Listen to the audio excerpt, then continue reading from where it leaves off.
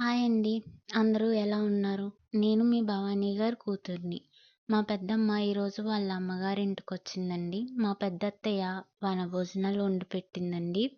అరిటాకులో వేడివేడి అన్నం, పనసపొట్టు కూర, కొబ్బరి పచ్చడి, పప్పు, టమాటా అలా దాని మీద నెయ్యి వేసుకుని తింటే ఉందండి. కోనసీమ రుచులంటే ఇవే కదా అనిపించిందండి. అందులో పనసపొట్టు కూర మాత్రం చాలా బావుందండి.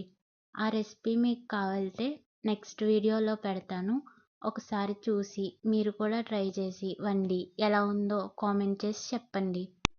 ఈ వీడియో మీకు నచ్చినట్లయితే లైక్ చేసి, షేర్ చేసి, సబ్స్క్రైబ్ చేసుకోండి. ఇలాంటి మరిన్ని వీడియోల కోసం, మరికొన్ని రెసిపీల కోసం భవానీ వ్లాగ్స్‌ని సబ్స్క్రైబ్ చేసి పక్కనే ఉన్న బెల్ ఐకాన్‌ని యాక్టివేట్ చేసుకోండి. నెక్స్ట్ వీడియోలో రెసిపీ పెడతాను. తప్పకుండా